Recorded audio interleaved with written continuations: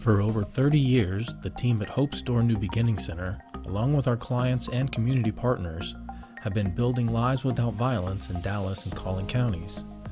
If you're in immediate physical danger, please call 911. If you need shelter or would like to talk to someone about receiving our other free services, please call our 24-hour hotline at 972-276-0057 in English or Spanish.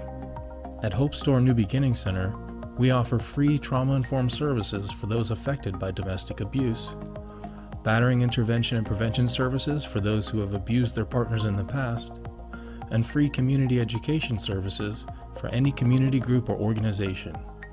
Domestic abuse is a human rights issue that affects a third of all Texans. We empower victims, perpetrators, and community members to live in safety and foster healthy relationships.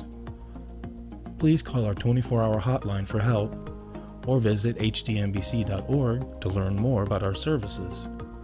And don't forget to follow us on social media.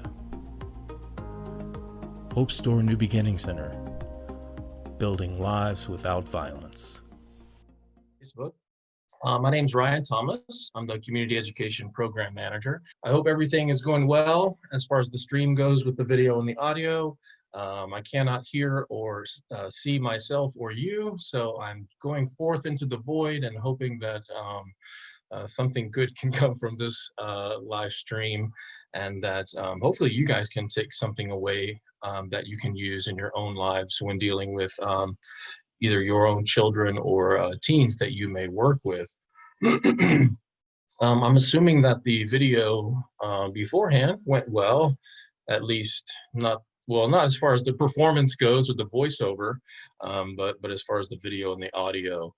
So just real quickly, the goal at Hope Store New Beginning Center, our mission is for all community members to live in safety and have healthy relationships. And one way that we do that, of course, is with our victim services, and we'll talk more about those at the end, including, legal support, counseling, and shelter. We also hold the offenders accountable, and we have a battering intervention and prevention program. It's a 24-hour-a-week course where people who have abused or been violent with their partners in the past learn healthy relationship skills. And then lastly, our community education services are designed to hopefully educate the youth where we can prevent them from becoming future abusers or future victims, and thereby creating a community where we can all live in safety and have those healthy relationships. Like I said, I cannot see or hear you or me or any of the chat or anything. So I do have my colleague, Jose Romero. He is a panelist on the webinar today. So if you do have a question, go ahead and fill it in the chat there. And then Jose will break in on the audio and let me know. So feel free to do that at any time. Towards the end, I do have a quick 5-second, not 5 second, maybe it'll take you 5 seconds, but it's 5 questions. Kind of about how I did on the webinar and how was the content. We need that, of course, to keep ourselves accountable, but also our grantors need that information as well. And then if anybody does need CEUs, please go ahead and put your name and email in the chat there and send it to all panelists. Also, after the webinar, a browser window will open up with the CEU survey link, and then there'll also be an automatic email you should get on Zoom tomorrow for that. So there's always the plan and the reality, and the plan, of course, was for me to be able to see and hear everything, and everything would go smoothly, but the reality is it didn't. But hopefully from here on out, we can kind of focus in on why we're all here, right? What's the deal with teens and sexting? What is sexting? What does that look like? Why are they doing it? And then kind of look at ways to address it, and first look at some surprising research or maybe surprising research and evidence into really what's going on here. Are the dangers as serious as some think? And so when we are looking at responding to incidents of sexting, particularly on school campuses that may or may not involve law enforcement, we really need to look at our policies more closely and avoid victim blaming, and really put our efforts towards what the research says is effective.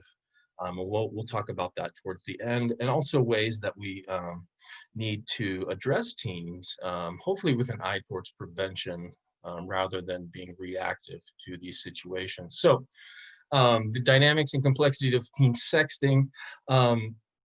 I do have a few memes throughout. I'm not endorsing the memes.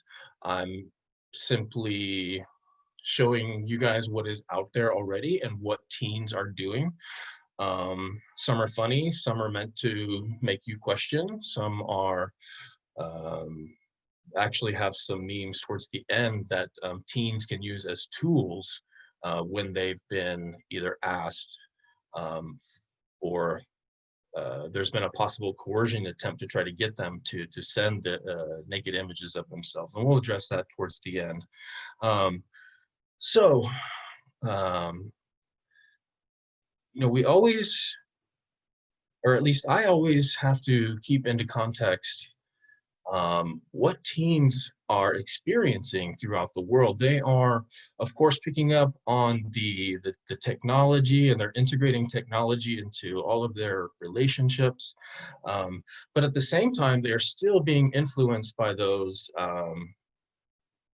mores of society, the kind of rigid gender stereotypes that have been around for quite a long time. And so for teens today, it's this collision of this kind of newfangled technology to us, but still coupled with those biological urges to reproduce or have sex or explore their sexuality, and at the same time filtering that through a lens of this socialization that we all get. And if you were all here with me, I would ask you guys to make a list of how a real man is supposed to act, right? And whatever the answers may be across different cultures, at least as far as the culture that you and I are living in, real men are not supposed to show emotion.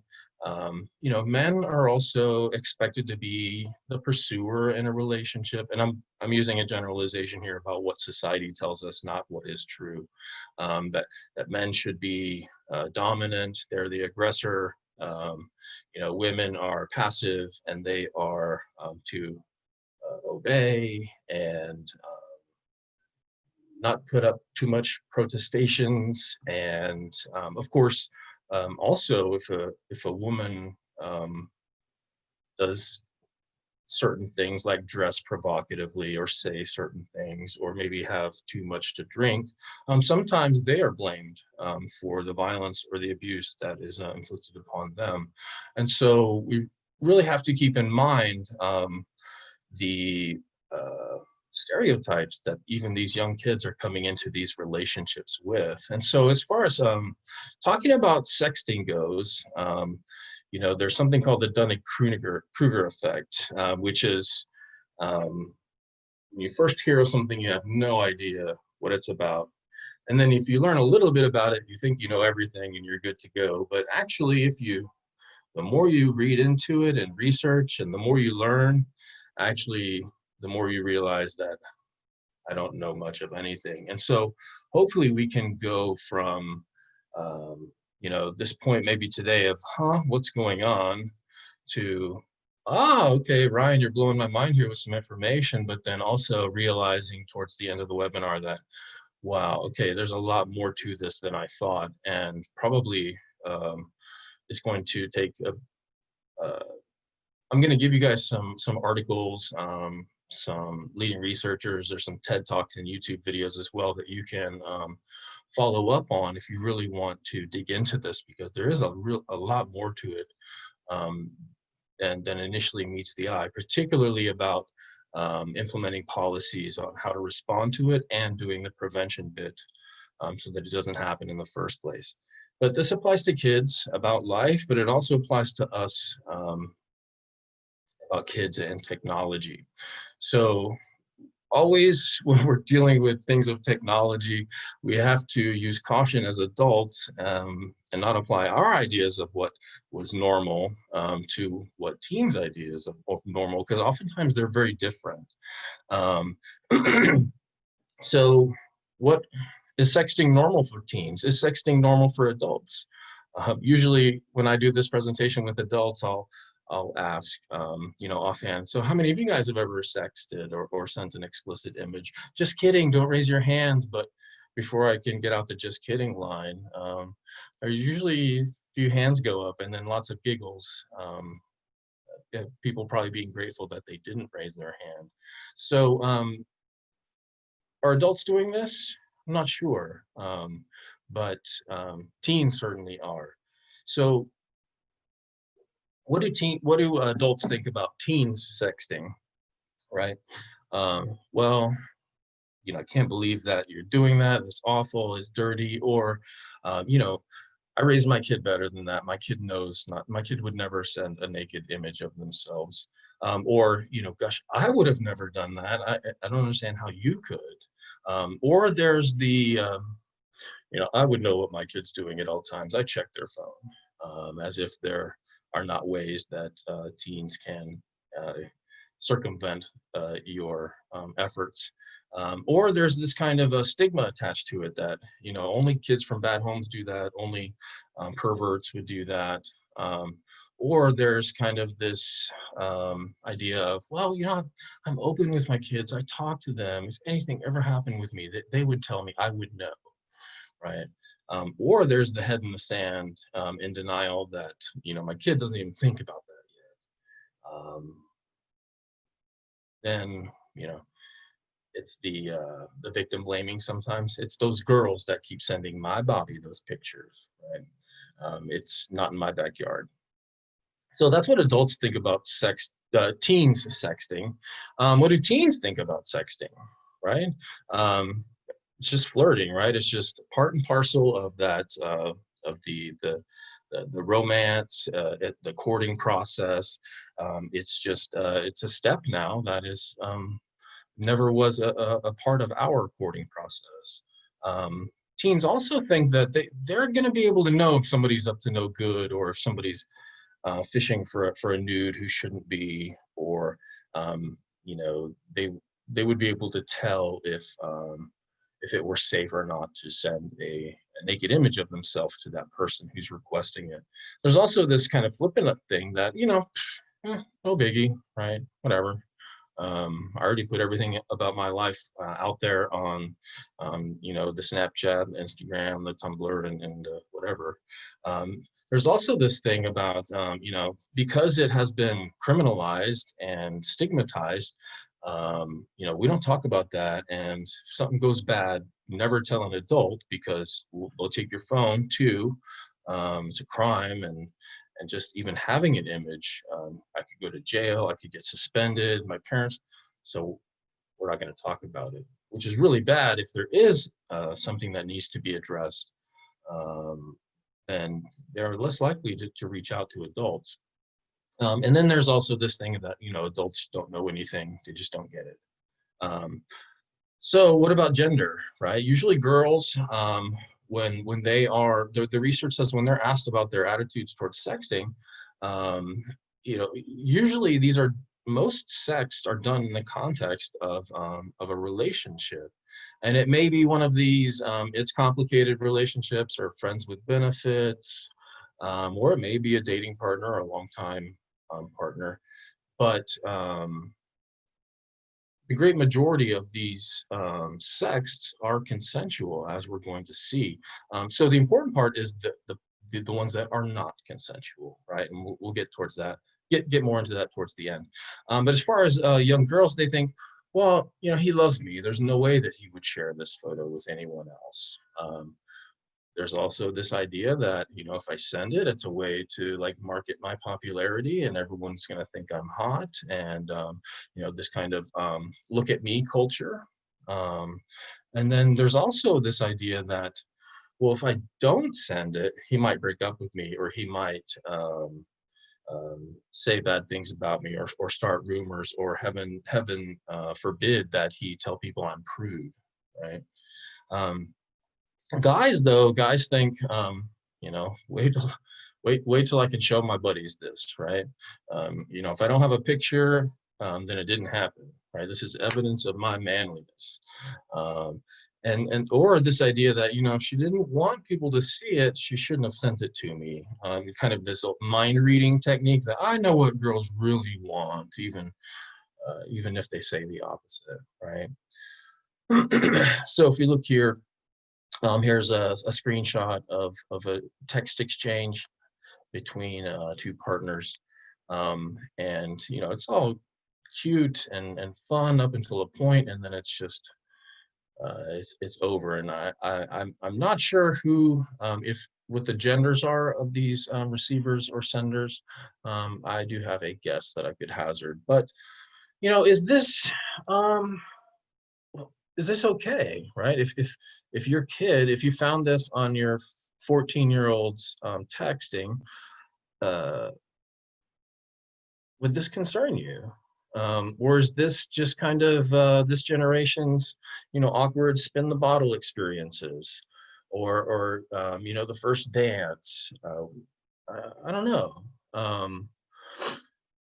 What we do know about sexting, though, if you don't know, is it's distributing, either images, videos, or messages that are sexually explicit through some form of technology, which may be email, cell phones, games, app, computer, etc. So distributing sexually explicit images, videos, or text messages, just for expediency's Hey, sake. Ryan. Yeah. So we had someone in the chat asked, the gender quotes seem that it's mostly girls sending to guys, so they wanted to know, do guys send those to girls too? Yeah. Thank you, Jose, and really good question. These are about the girls sending them and the guys receiving, and I did put these up for a reason, because we know, or the evidence shows, that um, the gender that requests sex the most are males, and those that send sex the most are females. And I do have some statistics about that here in just a second. If I don't answer that question, then feel free to jump back in. So what are we talking about here when we're talking about distributing? And I think it's really important. Bear with me here. There is a method to my madness, but it is super important that we try to understand that there are two forms of distributing sexually explicit images. And for the rest of the webinar, I'm just going to talk about images, just for expediency's sake, even though it could be other forms of media. I could either send a picture of myself, right?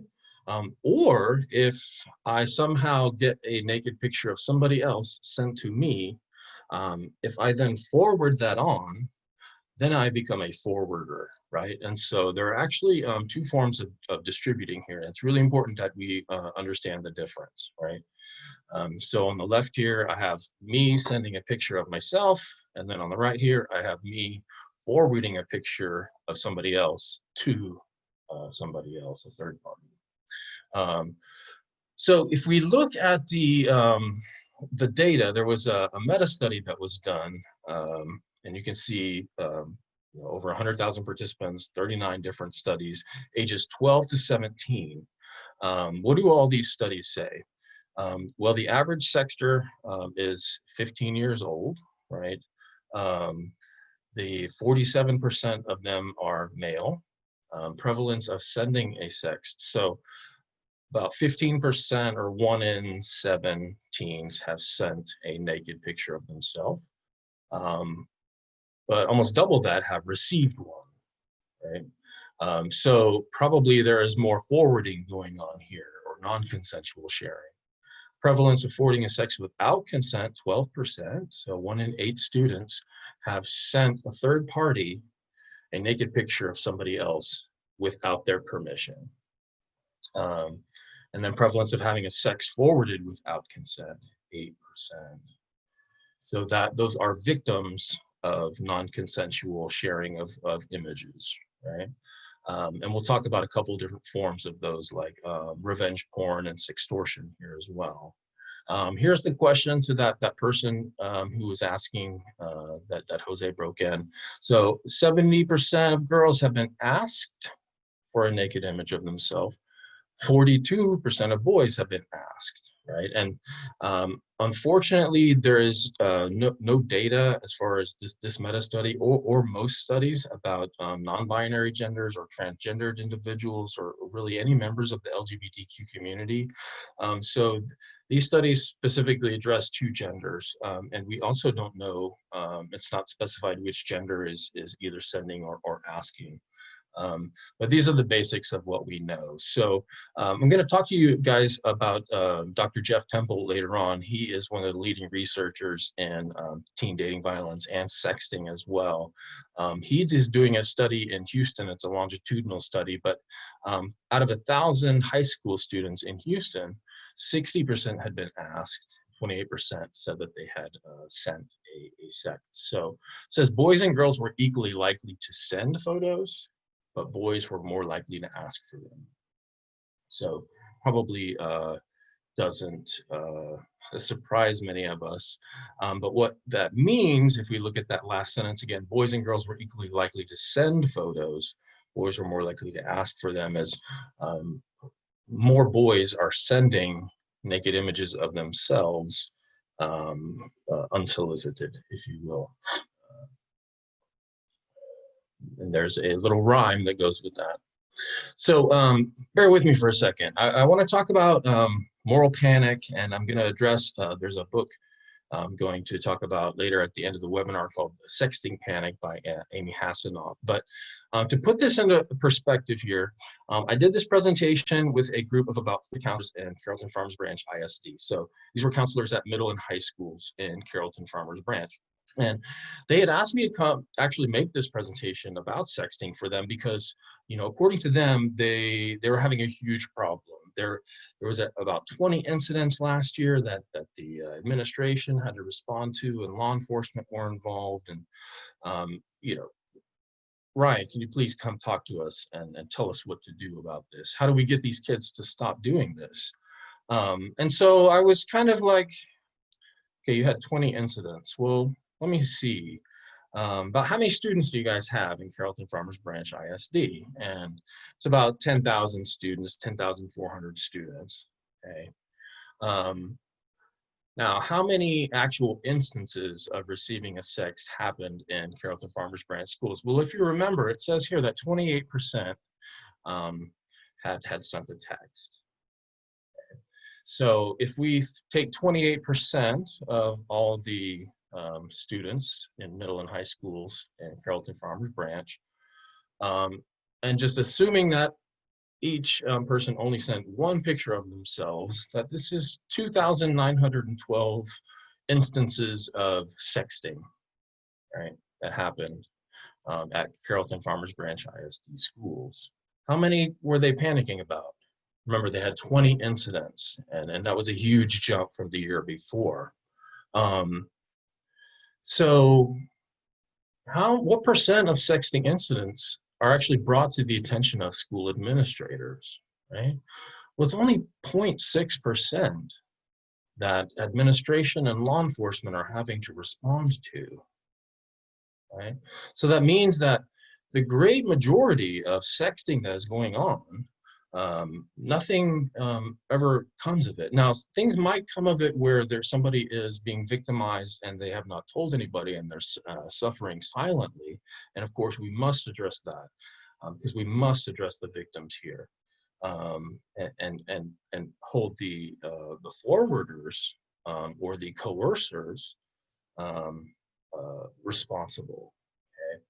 So there's this idea of monotonicity, and really it works like this, that if we look at over 50 years, we see that crime has decreased over 50 years, but actually there were 2 years where crime increased. Well, if all I do is report during these 2 years that crime actually increased, gives the impression that crime is increasing, right? If nobody ever reports the 48 years of downturn.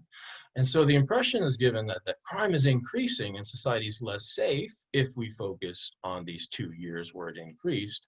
But the reality is that crime is actually decreasing and society is much more safe. So if we take this idea and place it towards sexting, or what does that look like? Right? Well, it kind of looks like, you know, this kind of, if it bleeds, it leads journalism, right? So last year, there were over 300,000 robberies in America. But how many people did not commit a robbery, right? We never see this headline. You know, 325 million Americans did not commit robbery last year, right? That doesn't capture the attention, but that's the reality, right? Most Americans did not commit robbery. That's a good thing. Well, the same is true of sexting, right? The great majority of sexting incidents did not have to involve school administrators, right? I'm also going to show you the data later where Amy Hassanoff says that 90% of sexts are consensual, right? Which goes right along with this. So where is that 10%, right? What's happening with that 10%? That's the percent I think that we need to focus on, and so say the experts as well. So if most incidents of sexting are benign or consensual, what do we need to be concerned about, right? Well, first let's think about why teens sext, right? Why do they send images of themselves? So if I'm in a relationship, it's to show affection or love. It's to make them happy, right? It's a way of me showing interest or flirting with them. And so, you know, we have to see these in parallel that happen in real life, right? How might a teen do these in real life, and how are they doing them virtually through sexts? We can also think about sending sex as forms of harassment, right? So if I'm taking an image of myself and sending it to somebody without them knowing it, then I'm going to send that, right? It can be, you know, considered harassment. Or maybe I've been coerced into doing it, or maybe I've been extorted into doing it, right? And that's called sextortion. And that is a problem, but that's really not so much of a problem between teens. A lot of that has to do with online strangers. But which of these are consensual, right? So the first four are consensual. So do we need to be worried about teens that are sending a sext in order to flirt with someone, show interest, or to show love to their partner? Is this sext cute or is it creepy? Send me a picture of your knob, baby. Doorknob. Aha, no, baby, you're winky. Winky. So, do we need to be concerned about this, or is this kind of just witty banter between teens, right? Is this cause for concern? I'll kind of let you read that, but I think while this may be technically considered sexting, and if a school administrator or parent were to find this on a child's phone, you know, the antenna would go up, you know, the radar's on, something is sexual here, and they are minors, therefore it's bad, we need to stop this and punish it, right? But have kids been saying things like this in person for the last 10 years, 20 years, 30? Kids have been talking sexually explicitly probably since the dawn of mankind, right? Now we just have like physical evidence of it because of technology. So does that make it any worse than when maybe we were a bit foul-mouthed with our friends or dating partners when we were young? Let's also think about why teens forward sex of others. Okay, so we talked about why I might send a naked image of myself, right? And some of these I'm actually consenting to. Some we need to be worried about. But more importantly, let's think about these kids who are forwarding naked images of other people to third parties, right? Why would why would I do this, right? To abuse somebody, to harass someone, to embarrass someone, to get revenge if my girlfriend broke up with me or embarrassed me at a party, and I have these naked images of her that she initially sent to me consensually. If I then forward it on in order to embarrass or harass or get revenge, then that becomes a crime. That's non-consensual. That creates a victim, and that needs to be held accountable, right? To gain social status. As a favor, I put here because sometimes, like maybe when you and I were in school, I might fold up a note and say, hey, Candace, can you give this to Betty over there? I like her. Is sexting now just a form of that for kids? Because that's just a normalized behavior. So which of these are consensual? Maybe this last one, right? If, Candace, can you please forward this naked image of myself to Betty so that I can get to know Betty? So the point here is that forwarding the sexts is the problem, right? We need to hold people accountable who are forwarding images of other people without their consent, and not focus so much on the people who are sexting images of themselves consensually. Okay, so question for you guys, which is worse? Sending a sext or receiving a sext, right? I think most adults would say, well, sending it is worse because there's some agency there, right? There's a willfulness. Receiving a sext, it's like, ooh, I have no responsibility over that. And that may or may not be true. But let me ask you this, which is worse, sending a sext or forwarding a sext? Right? I think it's very clear that forwarding that sext without the naked person's consent or permission or knowledge is of course much worse, both morally and legally. So revenge porn versus sextortion. And forgive me, I'm going to look at my phone real quick. 2:37. I'm assuming that everything's going well with the stream, and I hope that I'm not confusing anybody. Revenge porn. So I'm getting revenge on somebody. And then sextortion means I'm trying to get something from somebody. And like I said, a lot of times this has to do with like criminal elements and things that are happening on the deep and dark web. So we're not going to talk so much about sextortion, but revenge porn is certainly prevalent with teens these days. So revenge porn is that forwarding without their consent, distributing the images to get back at somebody. Now, the images that I forward may have been given to me consensually initially, right?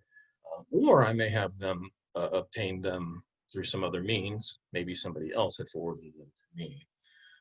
So of course the motives here are all nefarious, right? There's no redeeming value to revenge porn. And then sextortion is threatening to distribute those images to get something from somebody. Like I said, this is not so prevalent with teens. So I think we need to, like I said, worry about both of these. But as far as our locus of control and what's more within our hula hoop, either as school administrators, people who work with teens, or parents, is addressing this revenge porn. So, of course, whenever adults are asked about sexting, their initial reaction is, "Oh my God, it's illegal. You could go to jail. Why would you do that?" Right? And of course, that is a consideration. But if we look at the possible effects of sexting there on the left, so it is a crime if somebody's underage to have an image, a sexually explicit image of them. It is considered child pornography. There's also the potential that I could be bullied or harassed if a naked image of me gets out and the school sees it. People make fun of me, or maybe one of my ex-girlfriends sends it out to her friends to try to get revenge after we've broken up. Maybe my reputation has been compromised and I'm applying for a job or trying to get into a university, and the university finds these images of me on the web somewhere that could damage my chances of getting a job or a school placement. You know, it's correlated with you know, higher risks of suicide. Kids that sext are more likely to have engaged in sexual behaviors. There's also school penalties. You know, not to mention just the emotional anguish.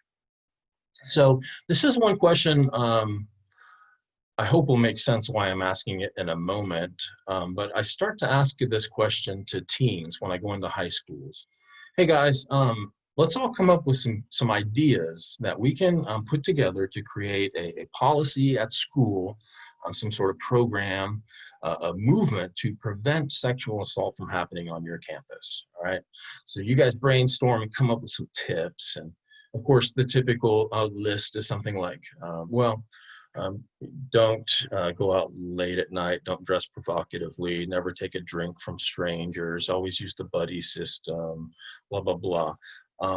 And if we think a little bit more closely about those things, all of those tips are things that the victim should do to avoid being victimized, right? Well, it's not the responsibility of people to avoid being victimized, right? It's not my responsibility to, you know, watch what I drink and watch where I go out with and who I have a buddy, right? No, my responsibility as a human being is not to sexually assault people, right? And so the number one tip for preventing sexual assault, I submit, is don't rape people, right?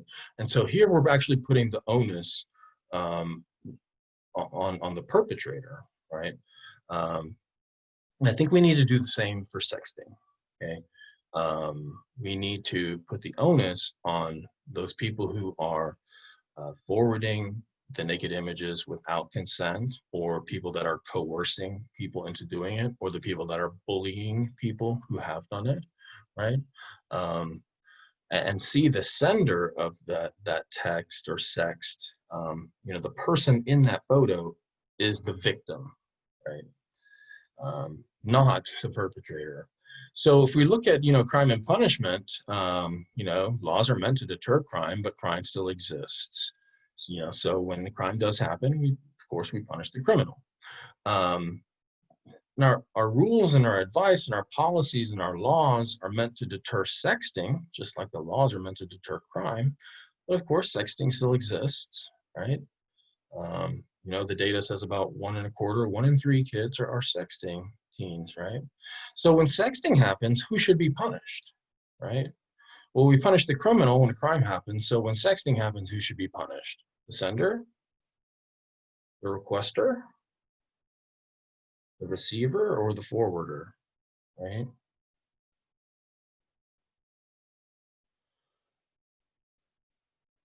The experts say we need to hold the forwarders accountable the most. So these are the perpetrators of blackmail, revenge porn, sextortion,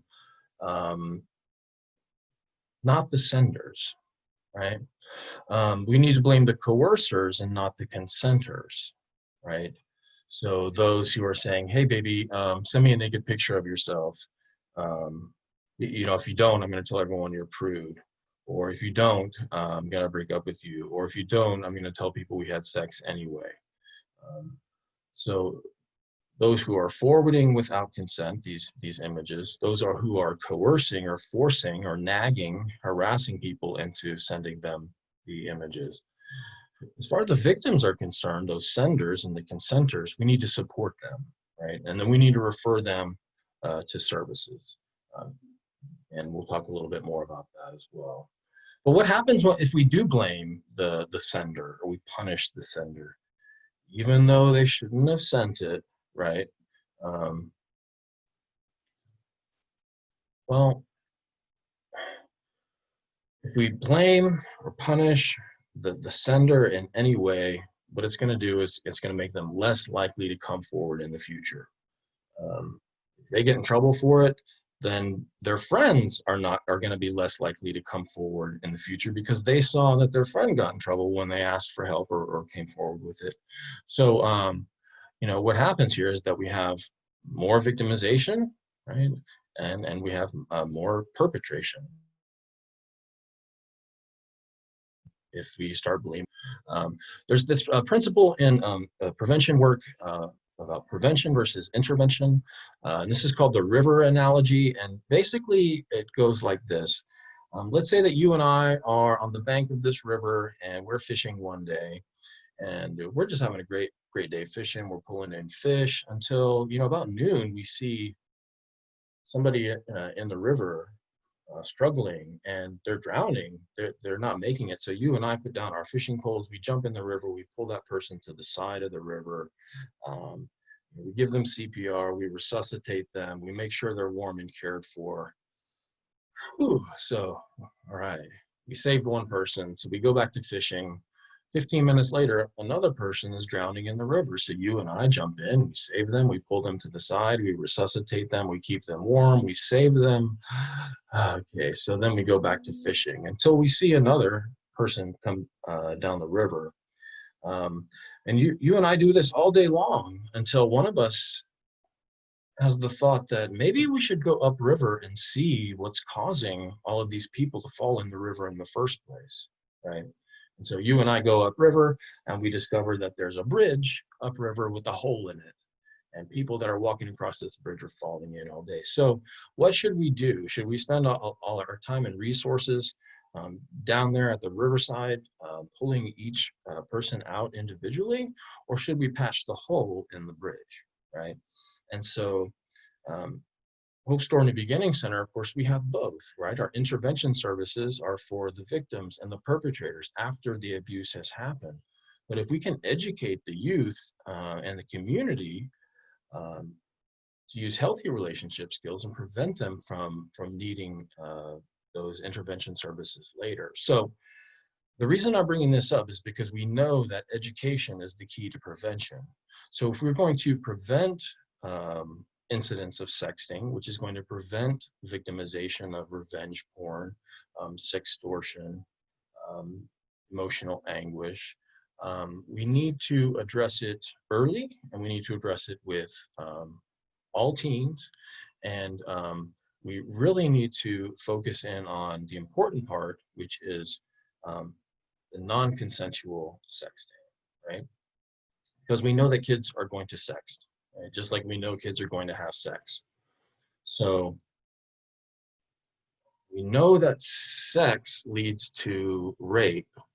So should we make all sex illegal? In fact, we know that dating leads to date rape.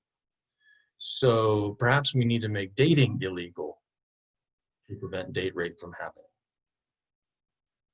Well, that makes no sense. Just like it makes no sense to say we need to make sexting illegal. Right? We know they're going to anyway.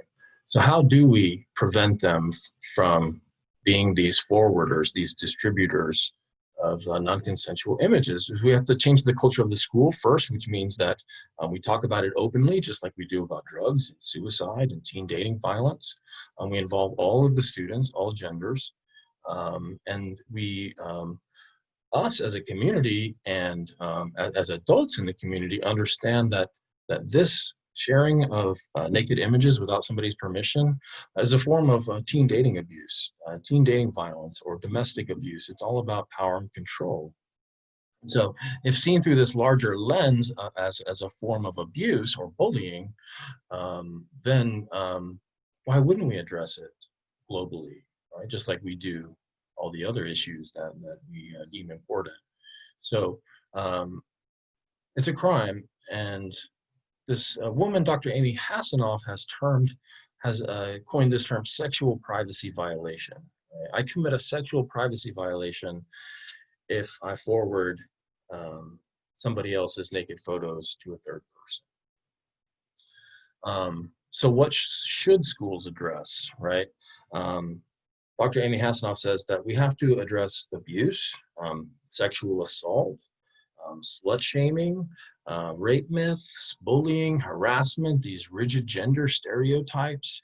And it's only when we start to address these more foundational and underlying issues will that prevent these non-consensual sexting in the future, also prevent incidents of gender-based violence, bullying and cyberbullying.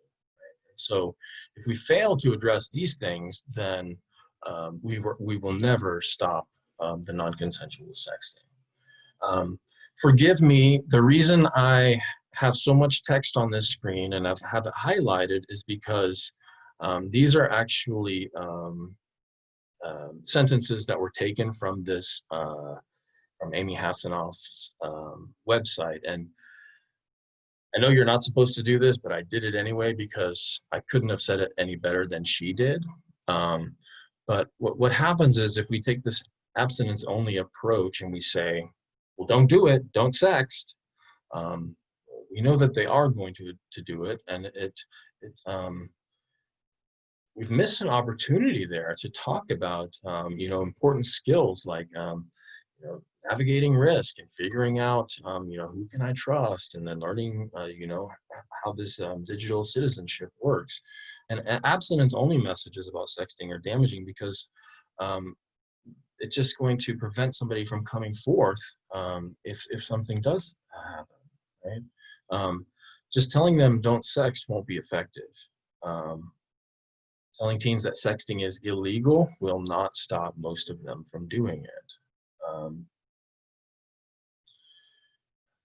And why? Because teens know that that rarely happens. So try to avoid the scare tactics and warning them not to sext because it's illegal, or it's going to get out on the interwebs and then you'll never get a job or get into college.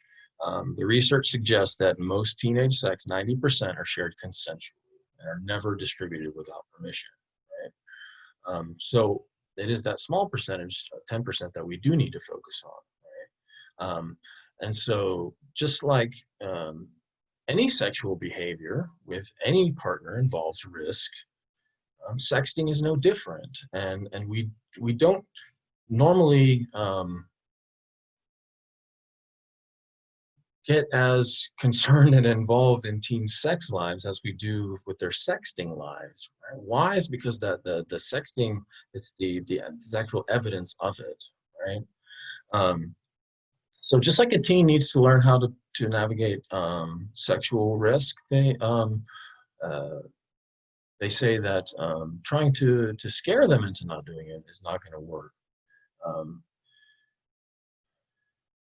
Research shows also that most of these images are never uploaded to public websites. So also the scare tactic is not effective. So how should we talk to teens about sexting? There's a great lesson plan. It's at 3rs.org, and they're all available for free download. And so I think all people who work with teens, like faith-based teen leaders, teachers, counselors, and parents can download this. And it has some really structured, easy ways to start discussions with teens.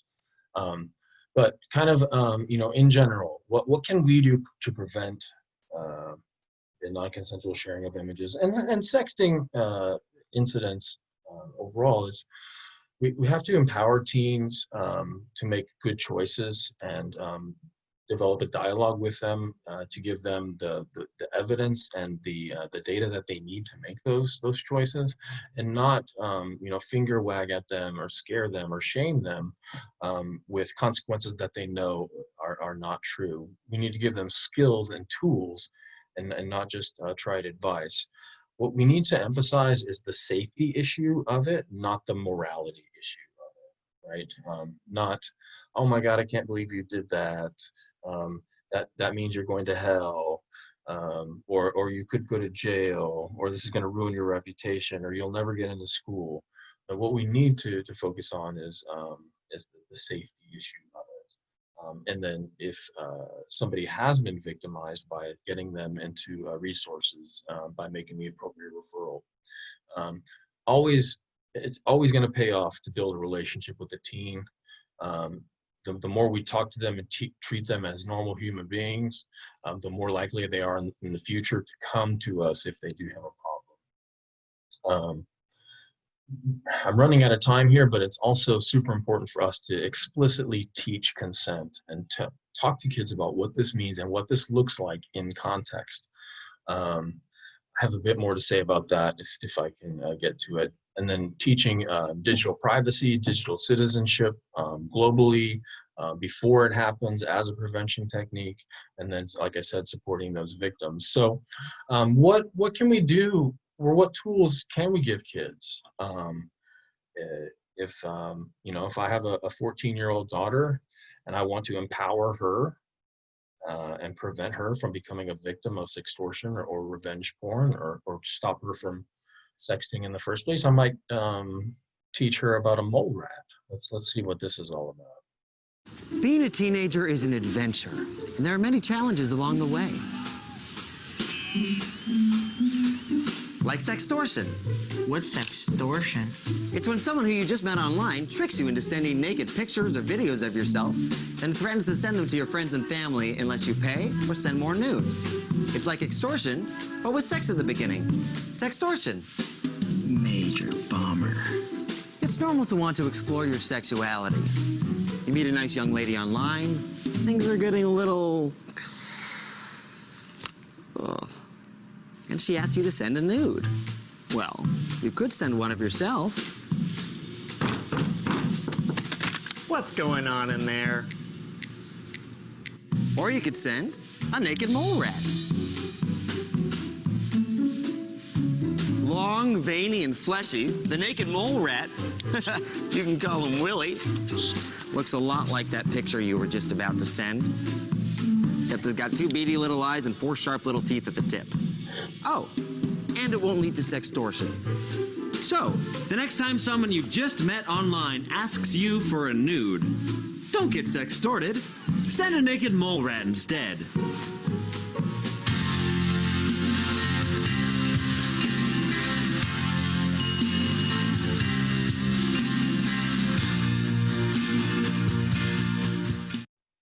Naked mole rat instead, right? There are also some other websites that we can go to. Don't get sextorted, send this instead. There's also Zip It. Some of these are apps that are in the Play Store and on the Apple App Store, whatever you call that. So for example, I really like this just a rectangular black rectangle, right? These are also some of the naked mole rats that kids can download to their phone and then, you know, copy and paste into a text if they've been asked for a nude. This is a Zip It. So if I get asked to send a naked picture of myself, then I can pick one of these to send back to that person, right? Awkward, pervert, use your imagination. I really like this one here. There's actually a GIF where it'll look like the image is trying to load. And so if somebody has asked me for a naked picture of myself, I can send them this GIF, and then the person on the other end will be waiting to see the naked image of me, only to find that it never opens. And so I think that's really hilarious. This is always an option, but I don't recommend it. Come home as soon as you can, babe. I'm feeling slutty. Mom, WTF? Oh, sorry, honey. That was meant for your father. Don't pretend like you're all innocent. I've seen the text you send your BF. So what are the leading researchers and experts saying? Really, this is meant to more as a way to point you towards Dr. Amy Hasanoff and her TED Talks and her book, which a lot of my presentation was based on. And also Dr. Jeff Temple, who's down there at the University of Texas at Galveston, the medical branch down there. He's one of the leading researchers, like I said, in teen dating violence and sexting. He's got quite a few YouTube videos as well. But just real quickly, because they said it better than I could. Through all of his research, and by the way, Dr. Jeff Temple does have a teen daughter as well. He says here that sexting in a committed partnership might be indicative of healthy exploration, just like any sexual behavior. So sexting between consenting partners, not really an issue that we should worry about, the researchers say. Um, it may be not only normal, but a developmental and biological imperative, right? Just like our biological imperatives led us to play spin the bottle and create lovers lane in the 50s, etc. Maybe we need to move away from shaming and view this as a way of healthy relating. And Dr. Jeff Temple says consensual sexting with two 17-year-olds, he's not too worried about it. Okay. One study that he did showed that, interestingly, actual sex was more common than sexting among the respondents. So sex was actually more common than sexting, right? Yet, it seems like a lot of our effort has gone into shaming the sexting and getting them to stop the sexting, even though we know, just like with sex, they're going to do it anyway. So here's Amy Hasanoff in her book, The Sexting Panic. The real problem, she was saying, right? Dr. Jeff Temple, I see his role as saying, like, everybody chill, right? For the most part, we don't have much to worry about, but we do need to worry about these non-consensual sharing of images and the potential negative and damaging effects of it. Whereas Dr. Amy Hasanoff says, okay, we've been going about this the wrong way. And she really lays out a roadmap for how we need to approach this legally, morally, and through policy. She said the real problem with teen sexting, right, is the tendency to blame the victim when those texts are shared without their permission, right? Adults are panicking because now there's evidence, it's new to them, but with now with sexting, we know that the teachers and the parents are finding out about it because there's physical evidence, right? But they're not hearing about the actual sex that's taking place. So the gravity or the prevalence of the problem is overinflated, right? And so what she says we need to focus on is the violation. It's not the victim's behavior. It's not that I sent the naked picture of myself. We need to focus on what the other person did once they received it, right? And she kind of links this to the broader societal problem of domestic abuse, right, and sexual assault. Whereas if we say, well, why doesn't she just leave? Or if it were that bad, wouldn't she just leave, right? These are forms of victim blaming, and we need to focus not on the reason that she's staying, but we need to focus on, why he's doing the abusing in the first place, right? So she says we need not to focus on why teens are sending naked pictures of themselves. We need to focus on the problem of the people who are doing this criminal behavior with it, right? And here she makes that point that it's like making dating illegal to try to prevent sexual violence. Right? Just making dating illegal is not going to stop the problem of date rape. Right? And then the same is true of sexting. So she says we don't need a policy that says don't sext. Right? I mean, it already is illegal, so schools don't need to have a separate policy for that. She's saying that schools need to focus their time, energy, and efforts and resources on policies that address the harm that can happen, the privacy violations, the harassment, and the abuse that can happen once or after the fact. So here she talks about our need to be proactive and address the culture of slut shaming, rigid gender stereotypes, rape myths, and privilege and oppression and bullying. Education is the key to prevention. She specifically mentions this program, Coaching Boys into Men, which we actually, at Hope Store New Beginning Center, our community education program, we do have this, this curriculum that we can bring to schools or more effectively bring to coaches so that they can implement the program with their athletes. And here you can see our website, hdmbc.org, and a couple of the programs we have for boys and young men. We also have them for women or young girls, and then we also do them for schools, schools in general. So consent is also a big thing that needs to be addressed. As I'm short on time, I'm not going to. I like this. She says, educating teens about sexting is exactly like how we educate them on sex. Like good sex ed should be the same, right? It means that when we talk about sexting with teens, we should be accurate, right? Not try to scare them or inflame them. Don't shame them. You know, be compassionate, understanding, and realistic about what they're going to do. Need to acknowledge that sexting will happen, but aim to reduce the potential harm and help the teens who are being victimized, and then help them to make informed decisions. So, wow, that was kind of all over the place. And if you're still here with me, I'm glad you are. And if you do have any questions, please let me know. If you do have a question, go ahead and type it into the chat there, and Jose will break in. While you're doing that, I will mention our free services here at Hope Store New Beginning Center. We do have 2 emergency shelters, one in Plano, one in Garland. We also have 2 outreach centers, one in Plano, one in Garland. If anyone needs to talk to somebody or get help or receive services, our 24-hour hotline is answered in English and Spanish 24 hours a day. The number there is 972-276-0057. Like I said, we do have those 2 emergency shelters still in operation. We have counseling at our shelters and outreach centers for both children and adults. We have legal services and staff attorneys to help our clients with their legal needs, case management for anything else.